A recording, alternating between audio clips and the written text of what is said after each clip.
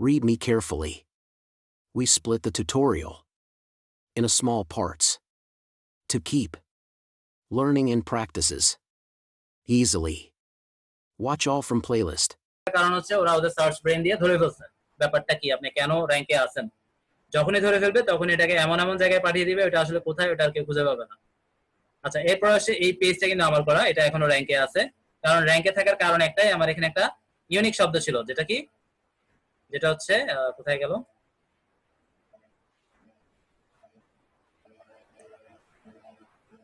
এই যে বেয়ার।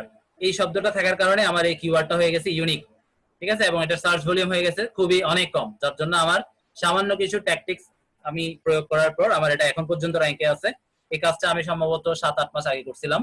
তা এখনো ধরে রাখার একটাই উপায় বা একটাই কারণ, সেটা হচ্ছে এই শব্দটার কারণে, বেয়ার, যেটার সার্চ ভলিউম অনেক কম।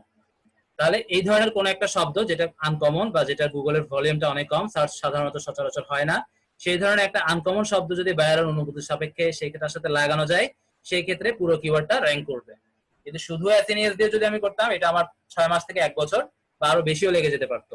অর্গানিক ভাবে যদি আমি করি, অর্গানিক ওয়েতে আমরা করব, আমরা কোনো ব্ল্যাক হেড বা কোনো গ্রে হেড ইউজ করব না, ওগুলো সম্পূর্ণ নিষিদ্ধ। এবং গুগল যখনই ধরতে পারবে তখনই আপনার সাইট পেনাল্টি, এমন পেনাল্টি দিবে যে সাইট সাসপেন্ড হয়ে যাবে, অথবা সাইট আর খুঁজে পাওয়া যাবে না। আপনার সাইট শুধুমাত্র আপনি দেখবেন, আর কেউ দেখবে না। কাজে আমরা কোনো ব্ল্যাক, কোনো গ্রে মেথড ইউজ করব না, আমরা অনলি হোয়াইট হ্যাট, সাদা টুপি, ঠিক আছে, আমরা সাদা টুপি পরিয়ে কাজ করব। আচ্ছা, তাহলে আমার যেটা অন পেজ এসিও, সেটার মাধ্যমে আমি বেয়ার দিয়ে সার্চ করে আপনাদেরকে দেখালাম। আর কারণটাও বললাম কেন এটা এখন পর্যন্ত র্যাঙ্কে আছে, কারণ এই যে বেয়ার শব্দটার কারণে একমাত্র এটা পসিবল হয়েছে। তাহলে এই হলো আমার ফেসবুক পেজ, এটা আমি এখানে ওপেন করে রাখছি। এই যে এই পেজটা আমি ওখান থেকে ওপেন করে দেখাই যে আসলে এটা সেটা কিনা, একটু শিওর হয়নি কারণ এটা অনেক আগের করা, তবে আমার মনে হচ্ছে এটা আমারই করাটা।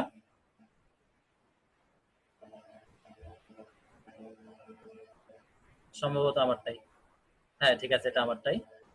আচ্ছা, এটা আমি কেটে দিচ্ছি, এটা দরকার নাই। আচ্ছা, এবার আসেন এটা কিভাবে আমরা অন পেজ করলাম।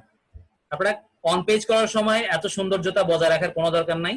আমি এখানে অনেক সুন্দর করে একটা ব্যানার দিচ্ছি, একটা লোগো বানাইছি অনেক সময় ধরে, কোনো দরকার নেই এগুলো করার। আপনারা সিম্পলি জাস্ট একটা কাঠামো বানানো দরকার, আপনার কিওয়ার্ডটাকে অপটিমাইজ করানো দরকার, গুগলের কাছে বারবার বলা দরকার যে আমার এই কিওয়ার্ডটা ফেসবুকে আছে, আমার এই কিওয়ার্ডটা ফেসবুকের অমুক জায়গায় আছে, বা অমুক ব্লগের অমুক কমেন্টের জায়গায় আছে, এভাবে বিভিন্ন জায়গায় আমার এই সেম কিওয়ার্ডটা আছে। এটা জাস্ট সার্চ ইঞ্জিনদেরকে বোঝানোর জন্য আমরা এই কাজগুলো করি।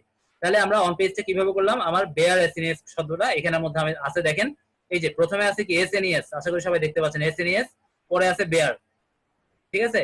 অর্থাৎ এখানে যে শব্দগুলো আমি দিলাম এখানের মধ্যে আমার বেয়ার এবং এসএনএস এই শব্দ দুইটা যে কোনো জায়গায় একদম যে একসাথে থাকতে হবে এমন না, একটা প্রথম শব্দ আর একটা শেষ শব্দ, কোনো সমস্যা নাই, জাস্ট দুইটা ওয়ার্ড থাকলেই হয়েছে।